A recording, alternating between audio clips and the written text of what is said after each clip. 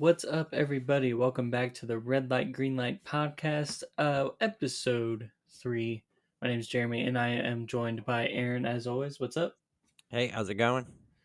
So, oh man, so I'm super tired. I stayed up too late last night with the. I actually went out with friends. It's like never Hey, there you happens. go. Yeah, it's like never happens. So we got some pizza and we're just hanging out. So, but yeah, and that was like 10 o'clock, and they're like, "Oh, let's go see Morbius," and I'm like, Ooh. "No, no, because Morbius sucks. I already know the movie sucks, and I'm not paying to see it on a Friday night. Ugh. Those jacked up prices. So I'm like, you guys go ahead. I'm good." So, anyways, Yeah, that sounds like fun. I'm Ten sure it would o'clock. have been. 10 o'clock I'm at a sure. movie though. That like, do they? I mean, I guess it's Friday Yeah, night, so I guess they show them pretty late. But man, yeah. They're well, yeah, and then they're not married. They're not. They oh just go yes, home and it's all good. But yeah. So I'm like, it probably would have been fun to see that movie with them because it's like the movie sucks. So it, like would have been funny to watch. But it's like I'm just gonna go. So, but that's anyways, awesome. we got some quick news things here before we get into what we've been playing. Aaron, feel free to jump in as you please. So, first thing, Mojang, the Minecraft studio, accidentally uploaded a next gen patch to Minecraft Preview. Has since taken it down, stating it was an error and has no plans on releasing a new version. Which is sad for many Minecraft players because a lot of people were really excited when that started popping up, and then they just kind of yanked it away. I just don't know how you can next gen patch Minecraft though. I mean, the thing is like, Did you? So you didn't see what it looked like? huh? You didn't I, see what it looked like? no. You should look it up after this because it did look it looked cool. I liked what I was seeing. Um, they had like ray tracing and stuff in it. It looked cool, but yeah, unfortunately, they say they currently have no plans on releasing a new version of that. So, Hmm. Child of Light's protagonist Aurora is coming to Bloodstained Ritual of the Night for some reason. Oh my I goodness, guess there are some Child of Light fans on that dev team over there. So that's um, weird. it is weird, but I mean, it's cool, I guess. Yeah, oh no, it's yeah. I mean, it's kind of fitting. I mean, I've Yeah. not played. I played Child of Light just briefly. I don't own it, so but I've seen it and played a little bit of it, and I Mhm. guess it. I mean, it's kind of that. I wouldn't say Child of Light is dark, but like Bloodstained, but she kind of fits the profile type deal. So it'd be kind of cool. Yeah. Um, Fast and Furious Crossroads is being delisted after 2 years of being out. So, and I know that game was really bad. So, like, terrible. So, You know, say yeah, all 10 people are upset right now. yeah. Those 10 people probably have physical copies, so they're okay. Yeah, exactly. And then last thing, E3 officially canceled, and it's probably never coming back. So No. um, it's a little sad because I do like the shows, but they'll probably, Xbox will probably do something. Nintendo will probably have a direct in the summer. Like Yeah, I was gonna the say. important stuff will remain. Yeah, I was gonna say the way that everything's set up now, I don't think. I mean, I've listened to people talk about E3, and they were talking about like if they're never gonna do it in person, then there's no point in even having it because Yeah. like E3 has always been about the, um, like the developer side of things. Like they come in, have meetings, talk. It's never Hmm. really been about the fans and the companies. You know, the big three have their own platforms now where they can do that very easily through Hmm. streaming and Yeah. all that stuff. So it's not like Exactly. not devastating for them. They can still get their point. I mean, Nintendo always showed up with a digital program, anyways. Right. And then Yeah. Exactly. So it's like, Sony for the last 2 years hasn't even shown up, or yeah, three or less. they've done their own digital thing like Nintendo does. So, Yeah. So which it makes sense because it's like, why pay E3 money when you can just do it yourself? So it's like, exactly. yeah. But that's the quick things. Aaron, what have you been playing this week? Kind of a slow week. Just been playing Kirby, kind of Hmm. walking through that. I say walking because it literally I'm not going super fast. I mean, I'm collecting everything, like so. I'm trying not to go through the story and have to go back. So I'm trying to complete everything up front. Yeah, So when I get done, I'm done. same. So just kind of going through that. It's a good game. I like it. I enjoy it. It is very easy. I mean, the challenges come in some of the, some of the challenges trying to find the Waddle Dees and stuff. But other like, as far as platforming goes, it's very easy platforming. Hmm. So, but it's good. I like the different environments as they change up. I'm in the carnival now. Getting ready to go to the next world, and I am not looking forward to that. So because it's all white, and so I'll just Yeah. spoiler Do alerts. Do you know how many worlds there are? Is there six? Like I shouldn't say worlds, but like areas. Are there six areas or? I am not sure. I have Okay. not looked it up. I thought about it, but then I was like, I'll wait and see. You But keep the mystery. yeah, well, I kind of got depressed when I saw the next world. I was like, man, they had to do it. Yeah, I haven't seen it, but Well, um, I haven't been in it, but I know what it's going to be, and it's my least mhm, favorite types of levels in any video game ever. mhm, So gotcha. Um, so just Kirby, you said? yeah, just Kirby. Like I said, just Okay. kind of a slow week. Yeah. Same for me. Kind of with Kirby. I'm on the World 3, the Carnival areas. So, and like you said, I'm trying to do everything before moving on to the next world. So, but yeah, so like I just like you said, it's just kind of like it's just a chill kind of game. It's easy, but it's not like boring easy. So Yeah, that's good. yeah, And then it's just a good it's a good podcast game. You can just throw on a podcast or something and just kind of work on getting through the game because the music's not like the most amazing. You don't want to listen to it over and over and over again. So that it's not bad. It's just whatever. yeah. And then I also beat Bioshock Infinite, which is I've talked about that last week. I think that game is fantastic. I think it's a 10 out of 10 game. Nice. And I did play the DLC for the first time, which was really cool. The DLC is also really great. You go back to Rapture, which is the setting of the first game, which is really cool. Um, but it's before um, it's before the Civil War, so it's not like super destroyed or anything. So you kind of like see what it was like before the first game takes place. So that was really cool. That's cool. Uh, but yeah, so that's pretty much it for me. Like I said, it's like slow week for me. And then obviously this coming week we have Lego Star Wars, which is really exciting. We'll Yeah, talk it about that is. next week. Yeah. Uh, so yeah, we'll get into the news then. Number one, Sony finally revealed its Game Pass competitor. PlayStation Plus is changing this June to a three-tier subscription service, and I'll walk through that real quick here.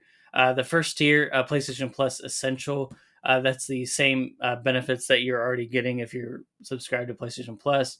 The two or sometimes three monthly downloadable games, exclusive discounts, cloud storage for saved games, and online multiplayer access.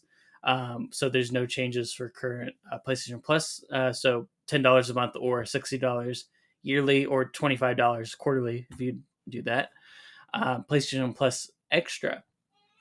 This provides all the benefits from the essential tier, so the tier before, and then adds a catalog of up to 400 of the most enjoyable PS4 and PS5 games, including blockbuster hits from our PlayStation Studios catalog and third party partners. Games in the extra tier are downloadable for play, and that is $15 a month, or $40 quarterly, or $100 yearly. And then the third tier, PlayStation Plus Premium, obviously you get the benefits from the previous tiers, adds up to 340 additional games, including PS3 games available via cloud streaming, and a catalog of beloved classic games available in both streaming and download options from the original PlayStation, PlayStation 2, and PSP generations. Um, and it offers cloud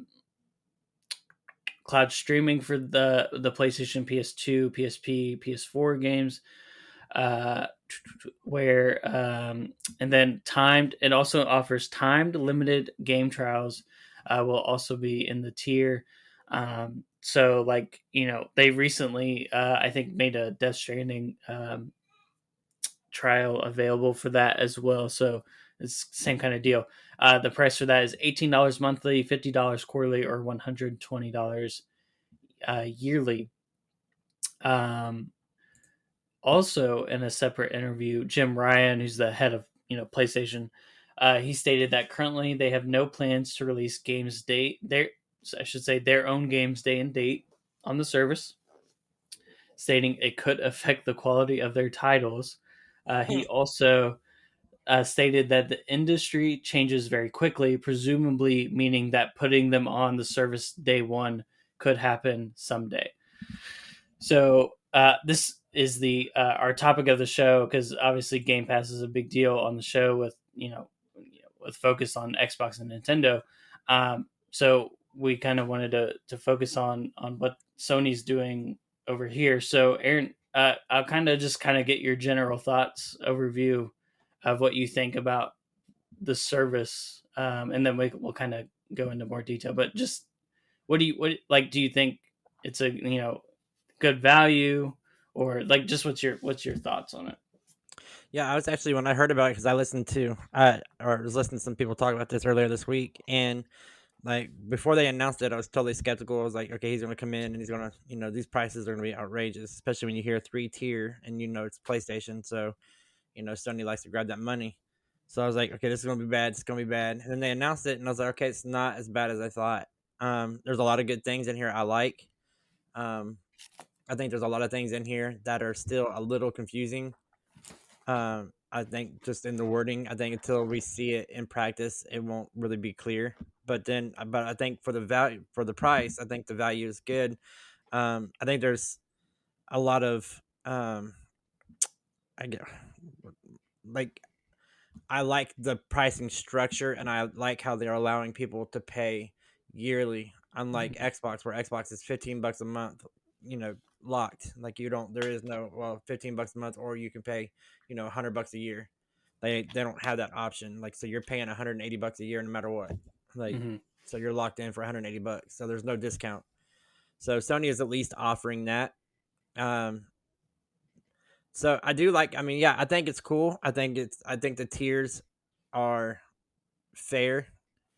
I would like a little bit more detail. Like, I'd like to know, how fast are these games coming? Are they going to be there day one, like with the launch of PlayStation Plus? Are they going to kind of drip feed them like Nintendo does over time?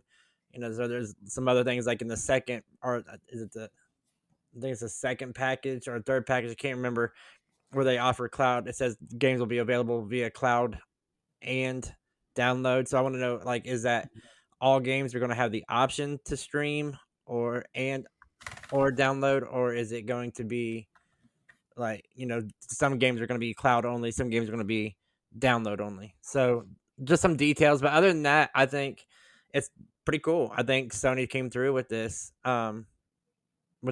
I think it's really neat for those who want the retro games, and I think it's, kudos on Sony for trying to keep the older systems. Yeah, I know it's not backwards compatibility, and some people that own those games will have to, basically buy these games again. But for those who don't have these games, this is a great value. Mm-hmm. Yeah, I agree for the most part that it's not everything that I would have wanted personally. Like I was really hoping somehow they would have come through and made PS3 games. You could play them natively on PS5. I know some people think that it's impossible, but I know that there are people that don't think it's impossible, and I don't think it's impossible for them to figure it out. On PS5 to run PS3 games, I think they could figure it out. But I am a little disappointed. I think it. I should say I think it's a little disappointed that they're kind of taking the Nintendo route here where they're locking, backwards compatibility behind paywall. Um, Yeah, so like PlayStation 1, PlayStation 2, PSP games, you can only, play those games if you're subscribed. I think they should make like, virtual console type thing where you can buy them separately if you want to. Um, Maybe they will. I don't know. Um, so I think that would be really cool if they did that. Made them available. I am curious. Um, how they how to say this, how they'll if they're going to upscale the games at all, do some FPS boost like Xbox does with some of their older games. um, you know I don't expect much out of Sony in that regard, just because it seems like their technical stuff with their older games don't, that just it's not there like how Microsoft does it. But I also agree that um, it's really cool how they give you the option to buy it, yearly or quarterly. Like you said, Xbox, it's just $15 a month. And we'll kind of talk about something with that later. But I agree. I think Sony. Some people were like, oh, they need to do day and date, their own games, and I don't think that they need to right now, because Sony fans are already buying, their games. So it's like, why would they, change that? Um, yeah, yeah. And Sony's got a so big, they got a big market. It's a little bit. I mean, I would say it's a little more expanded than Xbox, where Sony's got they've got the East and the West, where mhm, Xbox is mostly West. So they've got just the U.S. mostly. They've not got that Japanese support, where Sony does have that Japanese support. And even though they're pulling out, they're still loyal to Sony. So, but right. I don't. Yeah, and I've heard people say that this is a Game Pass killer. I disagree with that as well. I don't think this. I mean, Yeah. this may be good, but this is nowhere near as good as what Xbox has. And then Hmm. if Xbox does acquire, you know, um, Blizzard Activision Blizzard, then that just exponentially increases the value of Game Pass, especially with the if PlayStation comes through one day with day and date, then maybe I would say they're equals. But right now, PlayStation, even with this program, PlayStation is still lagging behind as far Hmm. as value of a subscription service Yeah. to Xbox. So it's not Game Pass killer. I still think Microsoft has that on lockdown right now. And so, but yeah, so yeah, but I do agree with you. It is. I would like. That's what I'm going back to your point with the frame boost and will they do anything? That's the kind of stuff like I'm saying. Like it's Jim Ryan's very good at when he speaks. Like he knows how to talk. Like he knows how to use words to kind of manipulate the conversation.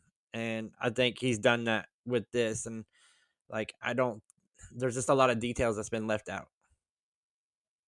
Like so, and I think so. Like I said, there's a lot of until it's seen in action. Like I think it's I'll still be a little skeptical. I mean, it's still like I said, I like some of the stuff they're doing, and I think the pricing structure is good for what they're doing. But there's still a lot of unanswered questions. Hmm. For sure. So yeah, I'm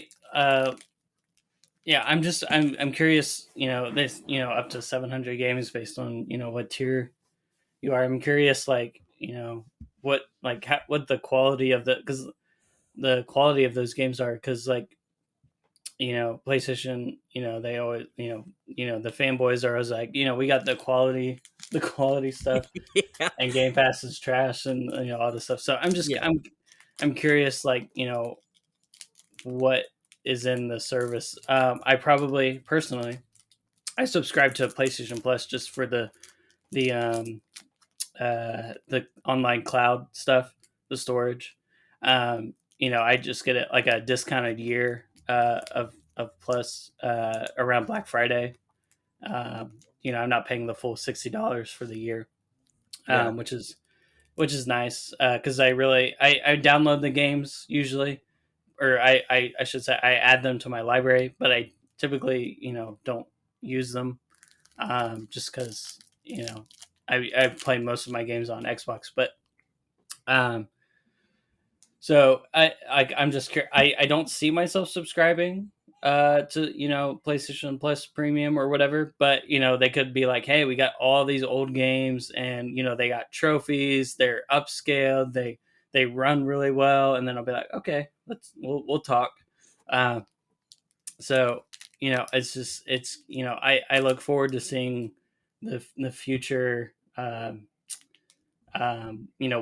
what it all entails. So Yeah.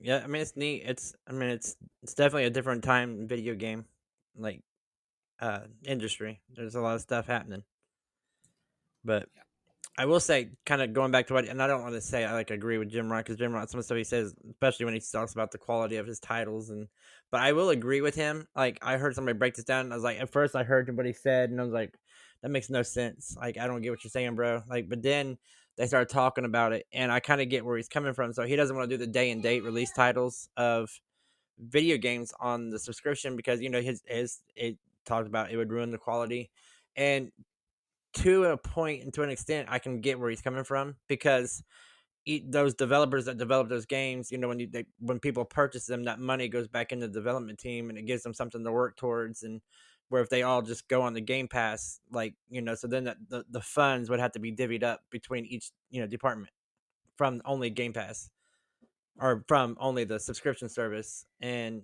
so the income would be less. So this way, like you said, Sony's selling games. So this way, their games get sold and people subscribe. So now they've got double the income coming in. I don't know if that makes sense. yeah. So I get where Um, he's coming from, like to an extent, but Xbox though somehow seems to do the port. But again, Microsoft's got money, so they can pour that money into their developers. And like I said, I'm not trying to defend Sony like this. I am like 100% like I think Sony's made some horrible decisions lately, but I don't know. I get where he's coming from in a way. Like I kind of see his mindset, like how he like what he's thinking, like mhm, as like how their titles could struggle if they started. Especially right now, like if they pulled it day one and said, okay, well we're not. These games are coming straight to the things. A lot of people are just gonna stop buying the games and go straight to the subscription, and mhm, he may not get a whole lot of subscriptions right away, and so then the money, the income would would falter. And so I get where he's coming from. Um, but if he wants to talk about quality of titles, he's got to start releasing some quality titles. well, But yeah, anyways, I that was my thing. yeah, and I think the quality thing that was kind of interesting for him to say, just because I think Sony games have been more buggy in the last couple years. Not bad, but just like Ratchet and Clank. When I played that, there were some bugs. Spider-Man Miles had some bugs. I know Returnal had a lot of issues with like the game wouldn't even work on some PlayStation 5s for some reason. Yeah. Um, not like not bad games, just they've had more issues. And then the whole thing with Gran Turismo 7 right now, I know there's a lot of issues with that, like how the I guess you could say like the in-game economy works, like Oh with the yeah. points or whatever, like in the microtransactions and stuff like that. Oh, um yeah, that and game. then I mean, well, that game itself is kind of goes to show like it's always online, and like yeah, yeah, even the single player, like it's a lot of. I mean, the server goes down, the game's broken, you can't play it. right. So So and it's just kind of interesting to see the comparison between that and Forza Horizon 5 that happened last year, um, where the game sold really well even before the game came out because you could buy the Ultimate Edition or whatever and play like a week earlier or something, and it sold like there were over like 1 million people playing the game before it even came out officially. Yeah. So it's just, it's interesting that he would say that. And I know with Halo, it had a really good launch, and then right now, um, had some issues. Um, just providing content for the online. So hopefully, live service games, they just, they have their highs and lows. So, um, I'm not super worried about them turning that around with like season two or whatever. But it's just, it's interesting, just to see the comparisons between Xbox and PlayStation in the subscription uh, area. And of course, you got Nintendo over there doing its own thing, having sometimes really bad online, so. Yeah. Nintendo's keep doing. They're kind of just like they're like that kid at the dance who's just sitting on the wall by himself. Yeah. Nobody to dance with, but just doing this thing. Yep. So we will keep an eye on that. Come June when the service launches, maybe we'll have, hopefully we'll have more details by then. Um, so yeah, we'll move on to number two. Nintendo has delayed The Legend of Zelda Breath of the Wild 2 to spring 2023. They released a video with Ija Anuma, uh, apologizing. In the video, there were also a few seconds of new footage showing Link holding a broken Master Sword. So, Aaron, what did you think about this when you saw the news here? It was a little. I mean, I guess a little let down because I was like, whatever. But I expected it. There's been talks of a delay till 2023 for a long time. Like even like when they announced it could potentially come out in 2022, there were still people saying no, it's not coming out in 2022. If they said, again, it's all in the wording, and they said, Nintendo never said it was coming out concretely in 2022. They said it's we're shooting for a 2022 release date, and so that was what set people off. And it's like I said, there's been talk for a long time that the game was going to be delayed, and especially seeing no footage and no updates and no anything like that. And obviously people were talking about maybe wait until E3, which obviously it's not going to happen. So and then we get this message, which I'm not mad. I mean, it's fine. It's not like a huge delay. I mean, let's be realistic. The game probably wouldn't have came out until November, December, anyways. So for them to wait till spring of 2023, which is anywhere between March and June, um, it's fine. It's not a huge delay.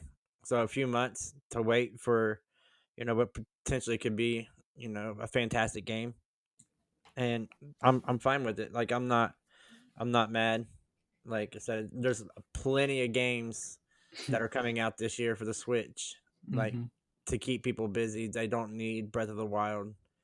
Like, I don't know. And that's what one thing I saw, like people were talking about how this is the greatest year for Nintendo Switch since 2017, since its launch date. And then all of a sudden this video gets released and Legend of Zelda gets, postponed to 2023. And now this is the worst year for Nintendo.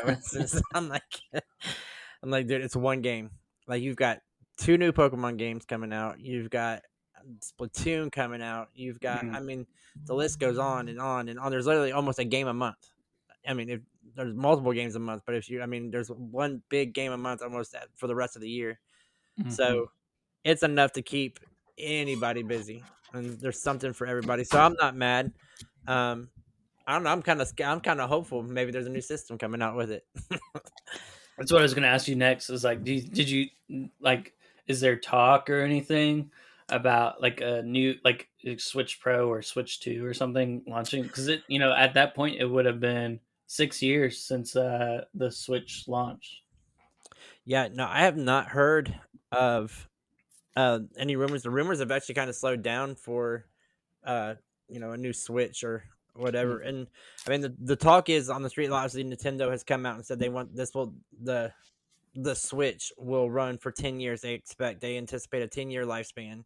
Obviously, we're going on 6 years, so that would leave an additional 4 years. Well, there's no way for this technology to keep up for the next Mm-hmm. 4 years if the game people are going to continue producing games. So rumor has it there will be a revision. Mm-hmm. But when it comes to Nintendo, so it's not next gen because you know, we've talked about this before. Nintendo doesn't really do generations; they just do consoles, and like they've Yeah. done it with the Game Boy, and like when the Game Boy came out, Game Boy Color, like technically the Game Boy Color was more advanced system, but it was still considered it was still the same generation.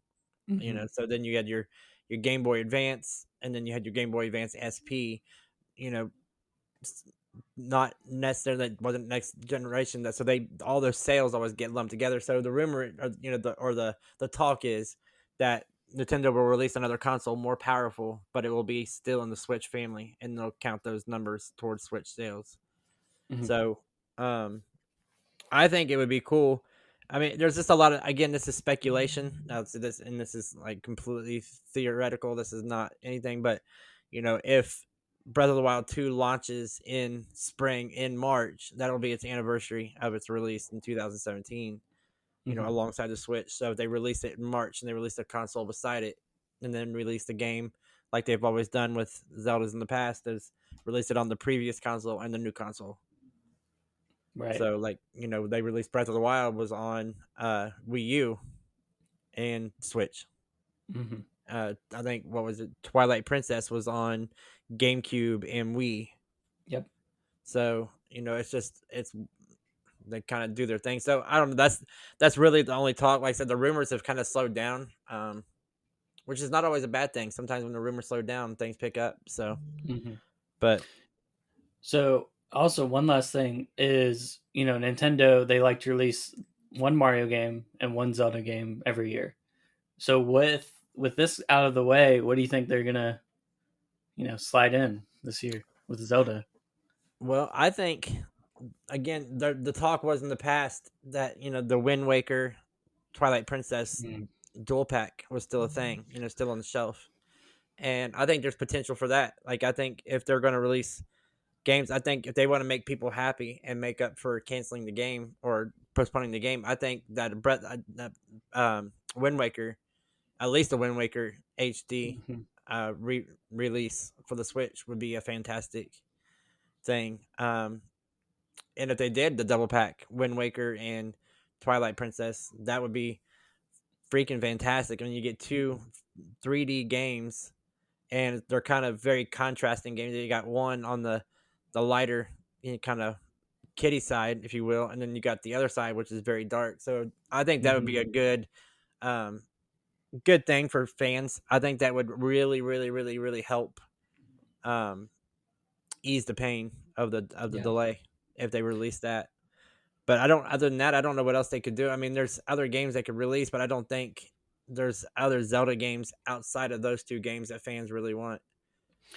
Yeah, I would really love to see, the double pack, or, one or the other or whatever. Yeah. No, Nintendo charge $60 each. Yeah. But I think it would also. I've been saying, I'm not the only one saying this, but I've been wanting this since the remake release is the Oracle games remade in the style of the Link's Awakening would be really cool. Yeah, that would be neat. I mean, But and I've never played those games, so I would be stoked if they did that. But yeah, I think yeah. but again, it's Nintendo, and if they were going to do those Oracle games, they'd have to be, Mhm. a complete rebuild, Right. and so I don't know, unless they were already working on it.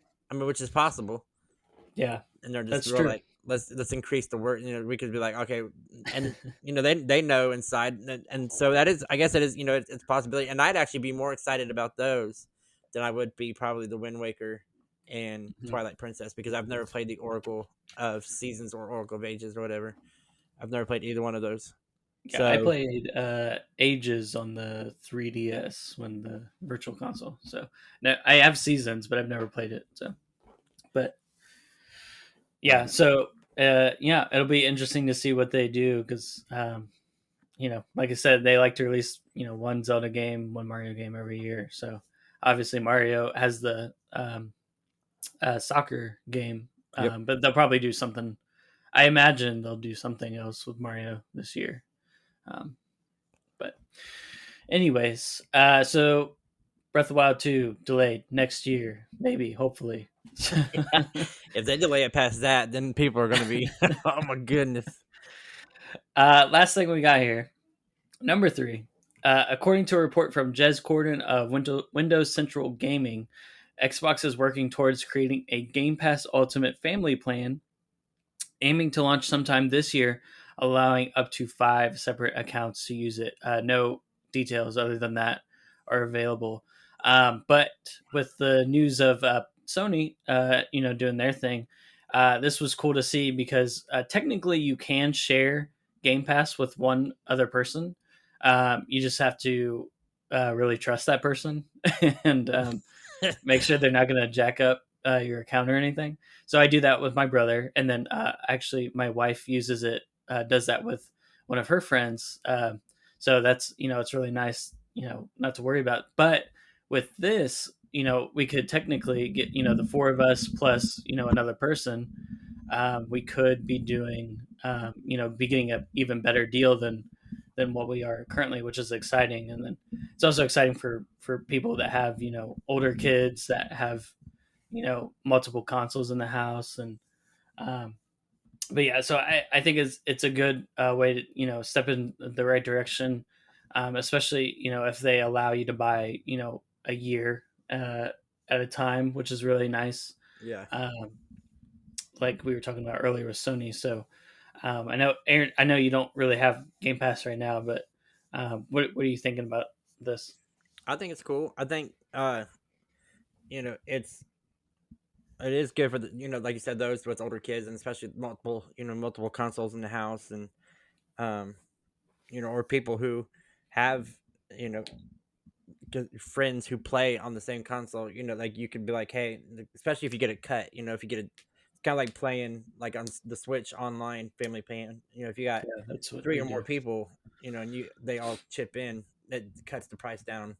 Like even if you have two people, I think the family plan for the Nintendo Switch Online expansion pack is like it's like $75. So two people, you're paying you know little less than $40. Where if you buy it yourself, you're paying $50. So like the plan is, so like there you're saving money for just two people, and that goes Mhm. up to eight people. So if you have eight people, you're paying $10 a month Yeah, for that's it's yeah, that's what we do with Nintendo, where with the family plan, well, I think it's actually $80 for the year if you do the with the expansion yeah thing. yeah So it's actually more like $10 a year per yep. person, which is cool. So Uh, yeah, so it so saves you. that's yeah, that's what we do. I have like a bunch of people on my account, which is like uh, you know it's cool because it's like you don't even have to worry about it. So whereas if it's just it's a lot of money. So especially for a few online games. And um, but yeah, so um, I'm looking forward to this. Especially like I said, I have people. My wife plays. She has my Xbox One.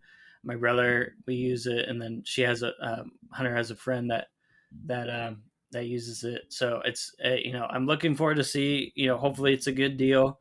Hopefully it's not just, oh yeah, family fan, 15 times 5 a month, and then it's like, well, then it's not really a plan, is it? So I had heard that they said it would be it would be a deal.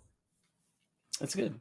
So I did hear, yeah. So I did hear it would save money, like if you did it this way. So I Good. I was listening to somebody talk about it yesterday, and they said that it would be there would be a pretty good discount if you Hmm. choose to go the family plan route. So Cool. I'm excited. I'm always up for saving money. oh So, yeah, uh, so that is all the news we had this week, and so we'll talk about or we'll do the games coming out this week. So you have Lego Star Wars: The Skywalker Saga for everything on April 5th, Tuesday. I'm super excited about that. MLB The Show 22 for PlayStation, Xbox, Switch, April 5th. I'm really curious how that's going to run on Switch. This is the first time it's coming to Switch, so I've heard it runs I'm like, curious. well. I heard it runs good, but looks like poop. Well, there you go. So, on on Thursday, you have Chrono Cross: The Radical Dreamers Edition for PlayStation, Xbox, Switch, PC. Godfall Ultimate Edition, Xbox, PlayStation, PC. Sherlock Holmes: The Devil's Daughter is coming to Switch on April 7th. Um, I don't know who's playing those Sherlock Holmes games, but enough people must be playing them for them to keep making them. So I've not played them, so they must be good, I guess. Um, the House of the Dead remake is coming to Switch on Thursday, April 7th. April 7th that's a Thursday. Okay. And that's it for this week. So Yeah, some just a exciting stuff. little side note on Chrono Cross. If people are listening to the podcast and you hear this, you can get a physical copy, but you have to order it from Play Asia. For the Switch or Yes. For okay. I think for all. I'm not Okay. sure. I know for the Switch. So I would assume for all because they are releasing a physical copy in Japan, and it has support for many languages, not just English. It's got, from my understanding, it's got English and German and Dutch and all those. Okay. So it's a Cool. multilingual release. You gonna get it? Am I gonna get it? Yeah. No, I don't think. No, I don't even think I'm gonna play this game. That's funny.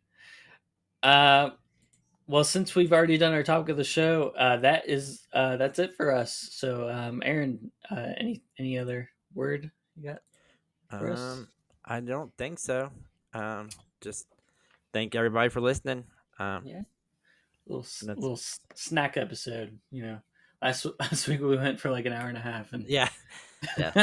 That's to give you guys time to decompress and yeah. So we'll be back next week. Like, subscribe, all that, review, 5-star, all that junk. So that helps us out. And we're on YouTube, Apple, Google, and Spotify. So you can find us on those. Maybe one day, if we get big enough, we'll do a video podcast with it. That's right. Got big dreams. Let's Yeah, go. yeah. We can do it. Yeah. We need some money every month for that. G Fuel, you out there? You sponsor us. I'll drink your stuff. Oh yeah. Hey, I've always been interested in G Fuel. Yeah. I'm all down for some caffeine to play my video games. Exactly. Yeah, you got it's right. It's gamer fuel. It's right there in the name. That's right. I'm a gamer. Been gaming for many years. Let's go. All right. We'll see you guys next week. Bye. All right, later.